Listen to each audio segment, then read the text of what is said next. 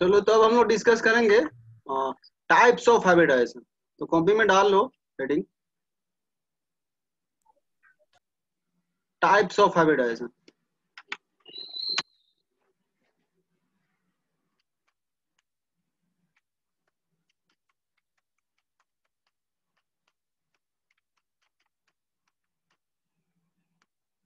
तो देखो टाइप्स पे डायरेक्टली जाने से पहले थोड़ा सा ये बात कर ले, हाइब्रिडाइजेशन किसका हो रहा है? प्योर एटॉमिक ऑर्बिटल, जो हम लोग एटॉमिक ऑर्बिटल पढ़ते आए थे, एस पी डी एफ ये सब पढ़ते आए थे, उनका हो रहा है। तो अपने पास एफ पे तो जाना है नहीं, सब लोग जान रहे हो, एफ तो अपने सिलेबस में ही नहीं है, एस पी और डी है। तो एस डब्बा होगा अपने पास, पी होगा और डी होगा। तो डी वाले डब्बे का जो ओवरलैपिंग है ना, ये 12th में कॉम्प्लेक्स में पढ़ना है अच्छे से, क्योंकि उसमें कुछ कुछ हम अभी बताएंगे, जस्ट तुमको नाम हम बता सकते हैं, ये नाम है, बट डिटेल इन डेप्थ जो पढ़ना है वो जाके पढ़ना है 12th क्लास में कॉम्प्लेक्स चैप्टर में, वहां पे डी ब्लॉक के बारे में डिटेल में पढ़ना है। तो अभी मेनली तुम्हारा फोकस होगा एस और पी वाले हाइब्रिडाइजेशन पे ही, डी वाले का जस्ट हम थोड़ा सा नाम बताएंगे और बस उतने पे रखेंगे, बट इन डिटेल जस्ट बता देंगे 12th में पढ़ना है। तो सबसे पहला जो टाइप है वो लिखो,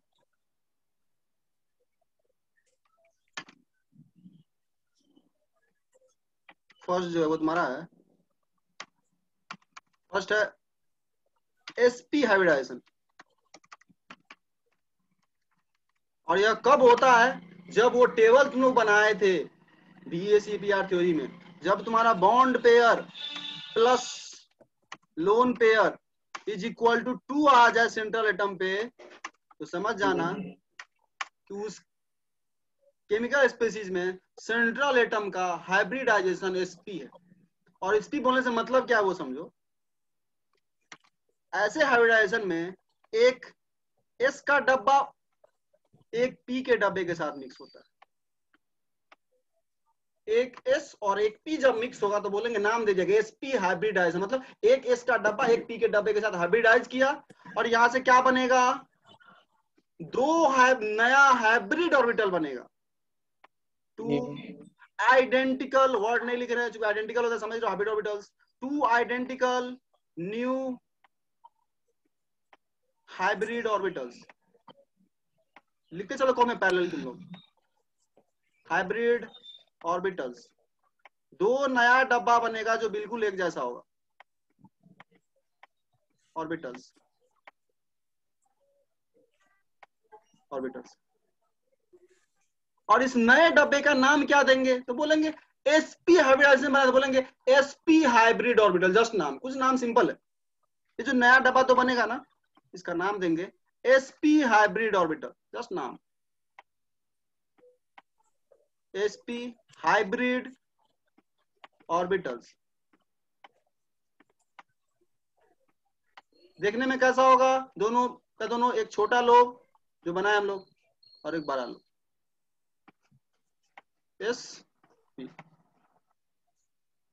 एसपी हाइब्रिड ऑर्बिटल्स। तो ऐसा ऐसा कितना बनेगा? 2 पीस, एक ऐसा प्लस एक और ऐसा। एग्जांपल दो जहां पे एसपी हाइब्रिडेशन होता हो, तो तुम बोलोगे bond pair plus lone pair 2 equal वाला एग्जांपल तुम लोग खुद कर चुके हो, बोलो एग्जांपल कोई सा क्विकली। BCl2। BCl2 बिल्कुल सही, बिल्कुल सही, BCl2। अब थोड़ा सा एक्सप्लेन करते तुम लोगों को कैसे हो रहा होगा BCl2। इसमें स्ट्रक्चर सब लोगों को पता है, BCl और इधर BCl। अब यह बॉन्ड हम लोग एटॉमिक ओवरलैपिंग से नहीं एक्सप्लेन करेंगे, हाइब्रिडाइजेशन के टर्म्स में एक्सप्लेन करेंगे। कैसे? सेंट्रल एटम कौन है? बी का लिखो इलेक्ट्रॉनिक कॉन्फ़िगरेशन 1s2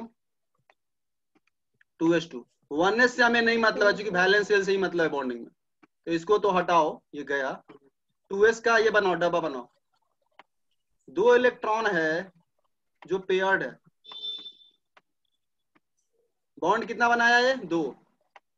इससे एक्सप्लेन नहीं कर पाएंगे 2 बॉन्ड कैसे बनाया, तो कौन सा स्टेट कंसीडर करना होगा बेरिलियम का? Excited state. तो एक इलेक्ट्रॉन को जंप कराओ 2s से किस में?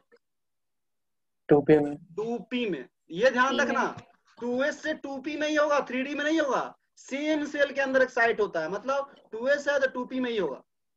3s है तो 3p 3d में जा सकता है, 4 वाले में नहीं जा सकता। तो चूंकि 2s यहाँ पे है और 2 वाले में 2p था, इसीलिए एक्साइट हो भी पा रहा है। अगर 2s के अंदर और कोई सब सेल नहीं होता, 2p नहीं होता, फिर एक्साइट नहीं हो पाता। 1s 2 तो ऐसे ही रहेगा, तुम्हारे पास यहाँ हो जाएगा 2s1 और 2p1। अब s में भी एक इलेक्ट्रॉन अनपेयर्ड, 2s का एक इलेक्ट्रॉन अनपेयर्ड और ये 2p का एक अनपेयर्ड इलेक्ट्रॉन। हम लोग इसके अकॉर्डिंग क्या बोलेंगे, यह 2s बेरिलियम का और यह 2p बेरिलियम का, एक 2s और एक 2p मिल के ऐसा दो नया sp का हाइब्रिड ऑर्बिटल बनाया और वह दोनों यहाँ पे आकर के एक हाइब्रिड जो है यहाँ पे आकर के क्लोरीन के साथ ओवरलैप किया होगा, इधर वाला बॉन्ड बना होगा। दूसरा हाइब्रिड ऑर्बिटल इधर की तरफ आकर के इधर ओवरलैप किया होगा और इधर वाला बॉन्ड बना होगा। sp hybridization. तो सिंपल क्वेश्चन ऐसा था, बेरिलियम क्लोराइड में हाइब्रिडाइजेशन क्या है, तो बोलोगे आंसर। तुम बॉन्ड पेयर प्लस, तुमको इतना करने का जरूरत नहीं है, स्ट्रक्चर बनाओ, bond pair plus lone pair count करो, 2 आया बोल दो हाइब्रिडाइजेशन sp है, खत्म। एग्जांपल लिखो क्विकली, BeCl2 पहला में लिखो sp हाइब्रिडाइजेशन, लिखना है तो क्विकली लिख लो। In this hybridization 1s and 1p orbitals, in this hybridization 1s and 1p orbitals hybridize together या mix together, जैसे भी लिखो, mix together to form two identical sp hybrid orbitals। बस हो गया। हालांकि ये इक्वेशन जो हम लिखे हैं उसी को वर्ड्स में बोल दिए और कुछ नहीं किया। एक s और एक p मिलेगा, नया 2 sp का हाइब्रिड ऑर्बिटल बनेगा, तो बोलेंगे sp हाइब्रिडाइजेशन होगा। और यह sp जो डब्बा बनाना, इन डब्बे के बीच तुम BACPR थ्योरी लगा सकते हो, यह डब्बा ओवरलैपिंग होकर ऐसे अपने आप को ओरिएंट करेगा जहां पे रिपल्सन मिनिमम हो, तो ऑब्वियस सी बात है 180 पे लिनियर पे आकर के मिनिमम होगा, तो शेप लिनियर होगा। तो शेप वही वाला रहने वाला है जो तुम पढ़े हो BACPR में, वो चेंज होने वाला नहीं है। बस एडिशनल यहाँ पे तुमसे क्वेश्चन बन जाएगा कि हाइब्रिडाइजेशन बताओ इस मॉलिक्यूल के अंदर कौन सा है, BeCl2। शेप तुम लोग पीछे से ही निकाल सकते हो जैसे निकालते थे।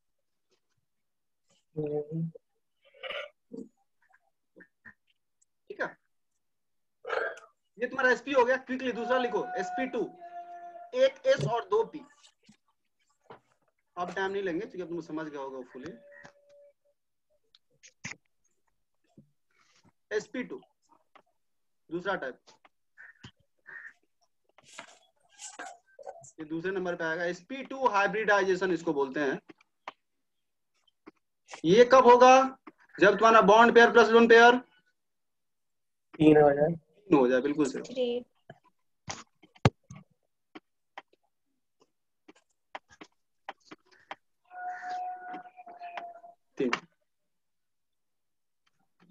और एग्जाम्पल एक तो लिखे कैसे, हम लोग लिख सकते हैं 1s प्लस 2 p। अब यहाँ ध्यान देना तो डी में आने वाला कैसे कुछ ऐसा, 2p है।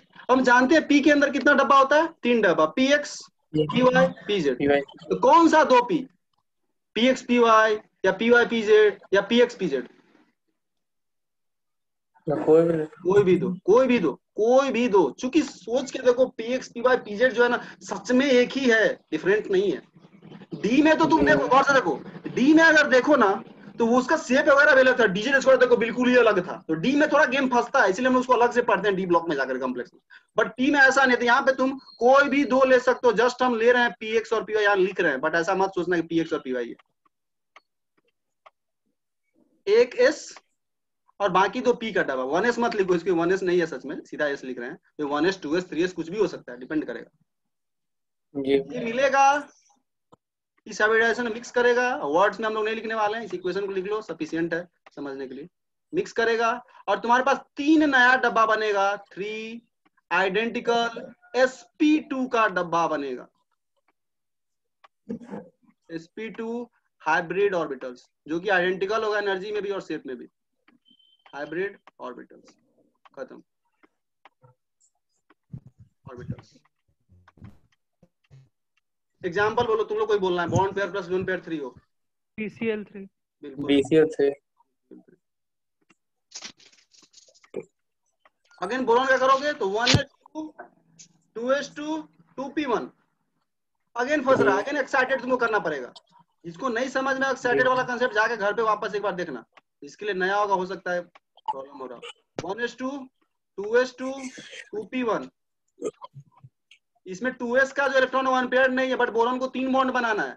ये 2s का जो अपना एक इलेक्ट्रॉन है वो जंप कराएगा, अभी तो 2 है इसमें, यहां से एक जाके पी में जाएगा, ऐसा कुछ हो जाएगा।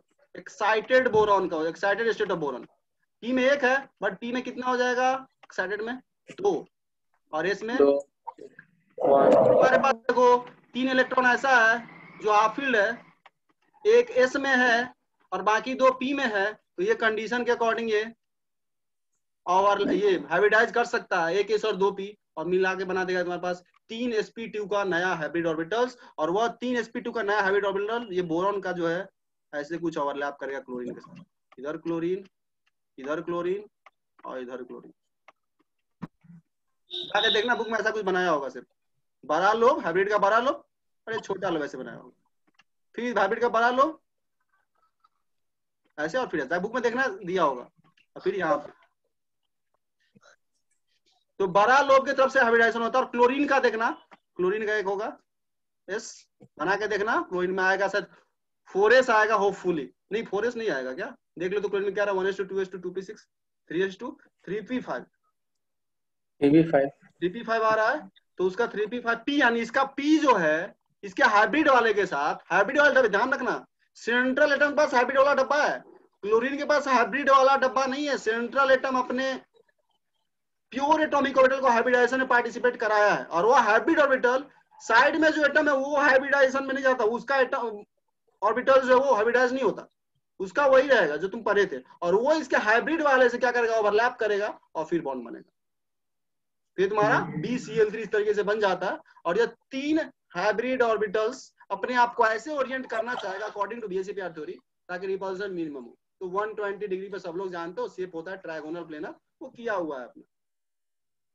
तो चलो लिख लो क्विकली sp2, तो तुमको कुछ नहीं करना है, इतना करने की जरूरत नहीं है, bond pair plus lone pair निकालो, 3 आया, sp2 हाइब्रिडेशन बोलो, निकल जाओ, आगे बढ़ जाओ, क्विकली नोट करो, कर लियो तो बोल दो, आगे बढ़ जाते हैं। जी हो गया बाकी तो भैया, हाँ भैया, चलो sp2 हो गया, sp3 पे आओ। अब तुम पैटर्न समझ गए होगे, बहुत ज्यादा ये लगेगा नहीं। थर्ड नंबर है ये, थर्ड नंबर में sp3 है तुम्हारे पास। एग्जाम्पल सबसे बेस्ट CH4 मीथेन हम लोग डिस्कस किए हैं, यहाँ पे थोड़ा हम और कुछ भी बोलना चाहेंगे एडिशनल पॉइंट, इसलिए हम थोड़ा इसको डिस्कस कर लेते हैं। मीथेन एक लेंगे एग्जाम्पल हम, ये कब होगा जब bond pair plus lone pair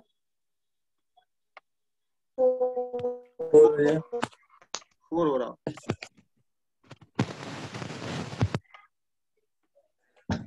methane में जैसे हो रहा है।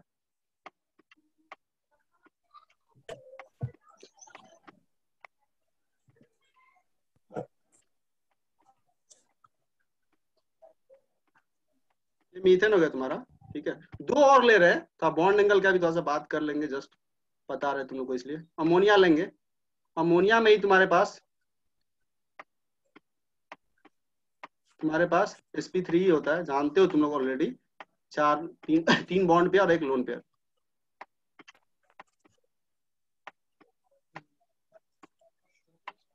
यहाँ पे वो पॉइंट आ जाएगा जो वो अतुल पूछ रहा था, थर्ड पॉइंट ना, यहाँ पे उसका भी एग्जाम्पल हो जाएगा। और एक वाटर ले लो, वाटर में 2 बॉन्ड पेयर 2 लोन पेयर होता है। देखो टोटल सम हर केस में 4 ही है, bond pair plus lone pair तीनों में।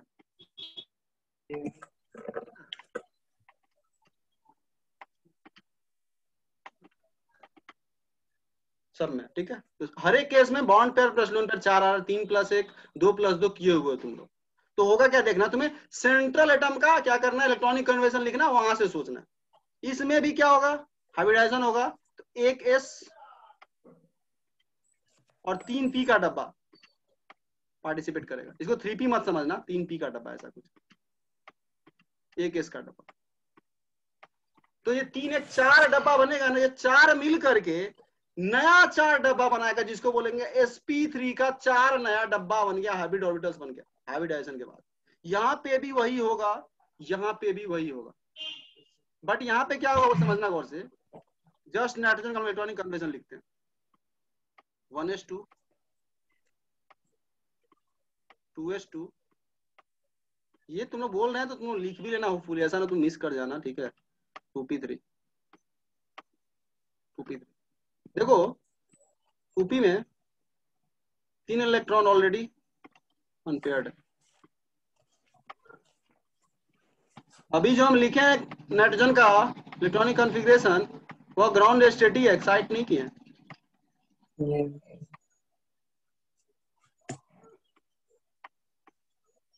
अब यहाँ ध्यान देना, कोई बोलेगा 2s को एक्साइट क्यों नहीं करा रहे, हम बोले कहाँ एक्साइट कराओगे, कहाँ भेजोगे 2s से, उसको है ही नहीं जगह तुम्हारे पास, खाली डब्बा है क्या। 2s है 2p है, 2p में तीनों में ऑलरेडी एक इलेक्ट्रॉन है, 2s में 2 इलेक्ट्रॉन है, समझ रहे हो। यहाँ तुम कहाँ भेजोगे, 2d तो एग्जिस्ट करता नहीं, 2d में भेज दोगे, समझ रहे हो। तो यहाँ पे एक्साइट नहीं हो, मतलब बिना एक्साइट हुए ही हाइब्रिडाइजेशन कर रहा है नाइट्रोजन। तो वही वो पॉइंट लिखे हुआ था कि एक्साइट होना कोई एसेंशियल कंडीशन नहीं है कि 2-3 एग्जांपल आ गए एक्साइट होना तो समझ लो कि एक्साइट ही होता है, ऐसा कोई जरूरी नहीं है। जहां पे तुम्हें दिख रहा है कोवैलेंसी कम है, वहां पे कोवैलेंसी अचीव करने के लिए हम लोग ये बता दिए कि एक्साइट होता है। बट यहाँ पे नाइट्रोजन ऑलरेडी 3 बॉन्ड बना रहा है और 3 अनपेयर्ड ऑलरेडी इसके पास है, क्यों एक्साइट होगा।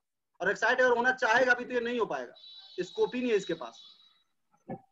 कोई बोलेगा कि अच्छा पी के 3 डब्बा में किसी एक में भेज देते हैं, पेयर कर देते हैं, हम बोलेंगे भाई पी ऑलरेडी हाफ फील्ड है, वो क्यों हाफ फील्ड से और इनकम्प्लीटली फील्ड होना चाहेगा, अनस्टेबल होना चाहेगा, हाफ फील्ड ऑलरेडी स्टेबल होता है, हिसाब से भी ये नहीं होना चाहिए।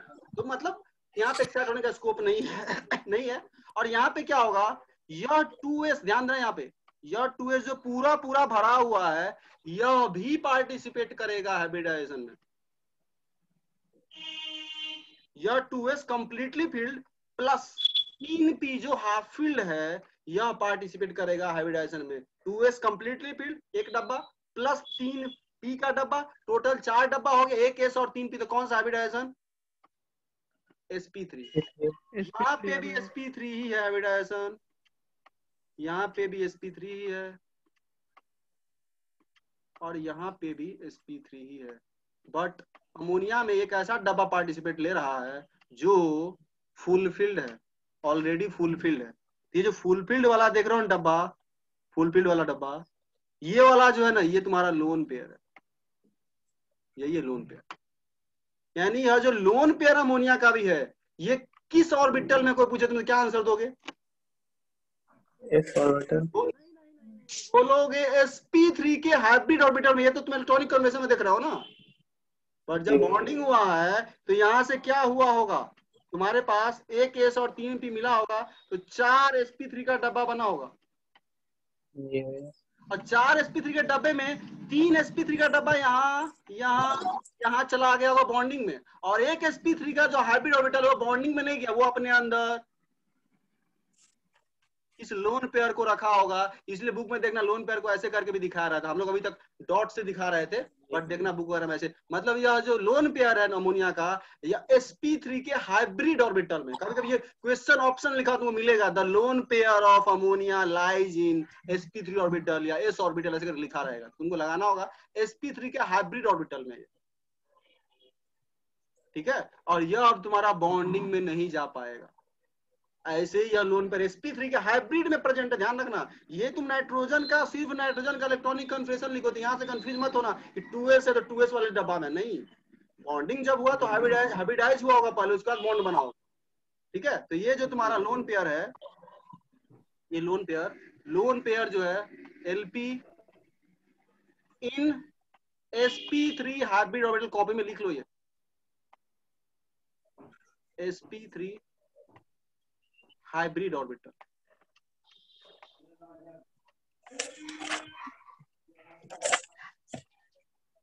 Hybrid orbital. सिमिलरली H2O का खुद से करना हम लोग डिस्कस कर लेंगे, हम यहाँ पे डिस्कस नहीं करने वाले। ऑक्सीजन का लिखना इलेक्ट्रॉनिक कन्फर्मेशन, एक s और 3p यहाँ पे भी हाइब्रिडेशन में जा रहा होगा, बट देखना 2 ऐसा होगा ना जो कंप्लीटली फिल्ड होगा डब्बा, 2 ऐसा होगा जो कंप्लीटली फिल्ड होगा, ठीक है, और वो अपने अंदर लोन पेयर को रखा होगा। यह भी जो तुम्हारा डब्बा होगा यहाँ पे sp3 में ही होगा लोन पेयर, और 2 sp3 4 sp3 बनेगा, 1 s और 3 p, मतलब 4 डब्बा यहाँ पार्टिसिपेट कर रहा है। हाइब्रिडाइजेशन के नाम में ही देखो, तो 4 नया डब्बा बनेगा वाटर में, उसमें से 2 डब्बा जो sp3 का बॉन्ड बनाया होगा, और 2 sp3 ऐसे ही अपने अंदर लोन पेयर को रखा होगा, बस खत्म। ठीक है, लिखो क्विकली, इसको नोट कर लो क्विकली। ठीक है, ये थोड़ा सा ध्यान रखने वाला चीज है, हालांकि बुक में पढ़ना है, एनसीईआरटी में भी इस दोनों को लेके समझाया।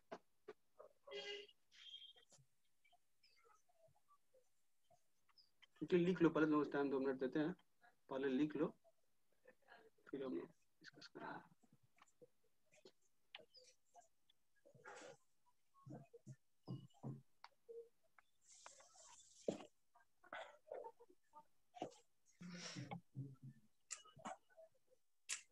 हो गया भैया, हो गया।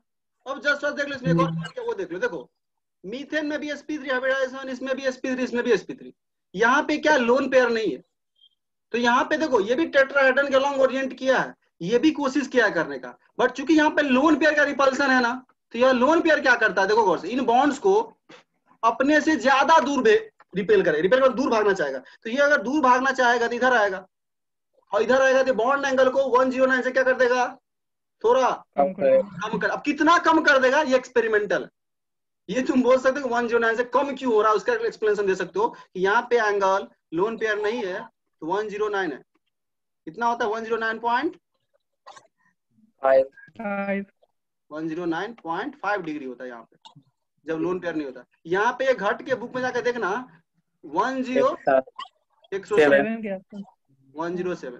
घट के, और जब 2 लेयर लोन पेयर हुआ तो और ज्यादा रिपल्सन होगा, और ज्यादा कंट्रैक्ट कर देगा, बॉन्ड को करीब ला देगा रिपेल करके, ये लोन पेयर तो और कम हो जाएगा, वाटर में बॉन्ड एंगल कितना हो जाएगा 104.5। इन तीनों में तुमसे कभी बॉन्ड निकल का ऑर्डर भी पूछ लेता है, ऑप्शन वगैरह में पूछ सकता है, ये लॉजिकल भी, देखो ऑर्डर पूछता है तो ये लॉजिकल भी है, हमको वैल्यू तुमसे नहीं कोई पूछेगा कि वाटर में बॉन्ड निकल कितना होता है, हालांकि तुमको याद हो जाना चाहिए, ये सब तो याद हो ही जाना चाहिए। जनरली ऑर्डर पूछता है कि CH4 NH3 और H2O में बॉन्ड एंगल कहाँ पे मिनिमम होगा, तो तुम बोल सकते हो यहाँ पर लोन पेयर ज्यादा है तो और कम कर देगा, और ये एंगल यहाँ पे होता है 104.5।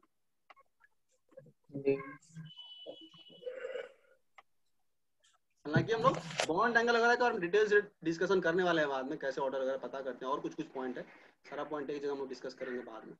चलो ठीक है, तो ये तुम्हारा हो गया sp3। ठीक है, तो यहीं तक तुमको लेंथ में खास करके यूज होने वाला है। ठीक है, ये sp3 तक ही। अगर bond pair plus lone pair 5 हो जाए तो इसमें d जोड़ना स्टार्ट कर दो, जस्ट लिख देते हैं हम नेक्स्ट पेज में। अगर तुम्हारे पास bond pair plus lone pair is equal to 5 हो जाए तो हाइब्रिडाइजेशन का नाम होता है 1s 3p, 3 से ज्यादा p तो तुम्हारे पास होता नहीं है, तो sp4 तो कर नहीं सकते हो, तो अब इसका मतलब d आया होगा हाइब्रिडाइजेशन में, sp3d। तो जहां जहां bond pair plus lone pair तुमको 5 दिखाई दे, समझ जाना उसमें हाइब्रिडाइजेशन sp3d है। हालांकि कोई जरूरी नहीं है, कुछ जगह sp3d नहीं भी होता है, dsp2 वगैरह का भी स्कोप होता है होने का, वो हम लोग कॉम्प्लेक्स में पढ़ेंगे, अभी नहीं उसमें जाएंगे। अभी तुम फिलहाल के लेवल पे बोल सकते हो कि bond pair plus lone pair 5 है तो उसको बोलेंगे sp3 hybridization, example PCl5, example PCl5। Phosphorus pentachloride में ये 5 बॉन्ड देख रहे हो, यह हाइब्रिडाइजेशन उसमें रहा होगा sp3d। फास्फोरस का इलेक्ट्रॉनिक कन्वर्जन लिख के देख सकते हो, इसे तुम खुद से अब करना। ठीक है, चूंकि हम लोग डिस्कशन कर लिए हैं 2s2, इसका कोई जरूरी नहीं है, 2p6 कोई जरूरी नहीं है, इसका बैलेंस सेल में आता है इसके पास 3s2 3p3। अब यहाँ ध्यान दो, यहाँ पे एक साइट होने का स्कोप है इसके पास, थर्ड सेल में है ये, तो थर्ड सेल में 3d भी खाली पड़ा हुआ, इसको तो हटा दो। 3s में 2 इलेक्ट्रॉन, और 3p के 3 डाय में 3 ही इलेक्ट्रॉन है, बट ये 5 बॉन्ड बनाया कैसे होगा, 3 ही अनपेयर्ड है, तो चला गया होगा एक इलेक्ट्रॉन। बिल्कुल सही। यहाँ पे स्कोप है इसके पास, को बैलेंसी को बढ़ाने का, इंक्रीज करने का। ये वाला जो एक इलेक्ट्रॉन ये कूद के इसके पास जो 3d पड़ा होगा जिसमें अभी इलेक्ट्रॉन नहीं है, उसमें एक इलेक्ट्रॉन चला जाएगा, और यहाँ भी एक हो जाएगा, यहाँ भी एक हो जाएगा। अब देखो 3 1 4 1 5 डब्बा ऐसा हो जाएगा जो हाफ फिल्ड हो जाएगा, तो 1s 3p, तो 1s 3p और एक डी में जो इलेक्ट्रॉन गया 3d1 में, वो पांचों डब्बा हाइब्रिडाइज होगा और 5 नया हाइब्रिड ऑर्बिटल बनाएगा, 5 नया हाइब्रिड ऑर्बिटल, और वही तुम्हारा बॉन्ड बना रहा होगा PCl5 के साथ। तुम लोग जानते हो शायद क्या था शेप इसका, ट्राइगोनल बाइपिरामिडल। जी हाँ भैया। इस पांचों डायरेक्शन में इसका 5 नया जो हाइब्रिड ऑर्बिटल बना ना sp3d, वो अब क्या करेगा, ओवरलैप करके और बॉन्ड बनाएगा Cl के साथ हर एक तरफ PCl।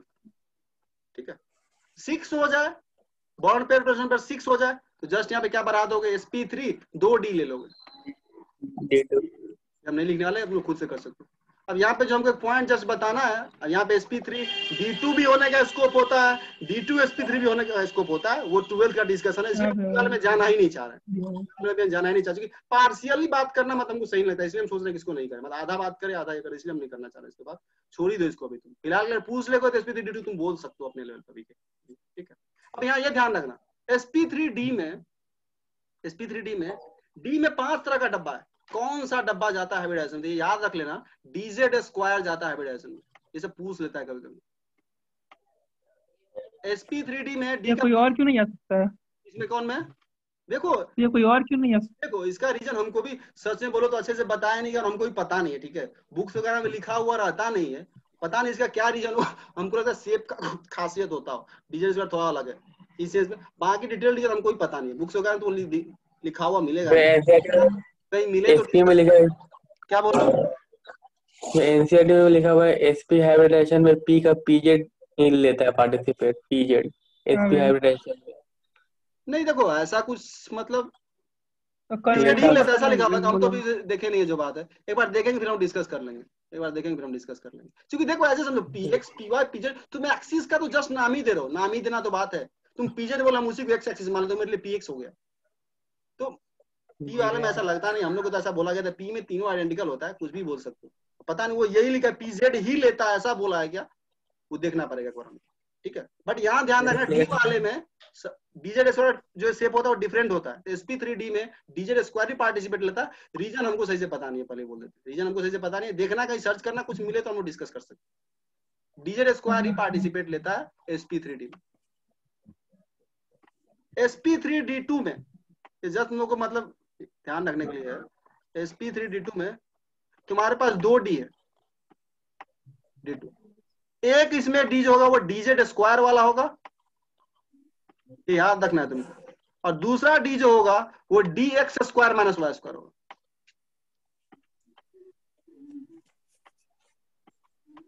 इसके बाद अगर sp3 d3 होता है तब जाकर के वो सब आना शुरू होता है, dxy dy वो सब।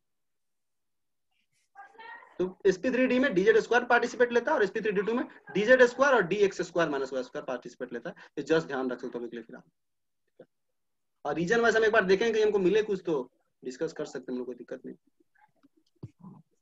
चलो ठीक है, तो ये तुम्हारा हाइब्रिडाइजेशन कहानी खत्म हो जाता है। आज तुमको करना क्या, वही VSEPR थ्योरी वाले डायग्राम जो टेबल बनाए थे उसी में हाइब्रिडाइजेशन वाला एक और कॉलम बना लेना और उसको फिर वापस से शेयर करना ग्रुप में, जस्ट उसी को वापस से, शेप वगैरह सब वही रहेगा, जस्ट एक और कॉलम जिसमें हाइब्रिडाइजेशन होगा, कुछ नया होगा नहीं, जस्ट तुम्हारा मतलब जो bond pair plus lone pair उसमें sp होगा 3 होगा, तो sp2 होगा 4 होगा, तो sp3 होगा भैया, हम उसने भेजे थे तो उसमें पहले ही लिख दिए थे हाइब्रिडाइजेशन। तो फिर तो तुम्हारा हो गया, फिर तो कोई दिक्कत ही नहीं है। बाकी लोग अपना शेयर कर देना जो हाइब्रिडाइजेशन कॉलम, जस्ट ये करने के लिए तुम लोग को समझ में आ गया क्या है, कब हाइब्रिडाइजेशन क्या होता है। तुम्हारे लिए अभी ज्यादा इंपॉर्टेंट है हाइब्रिडाइजेशन निकालने आना चाहिए तुमको बात करना।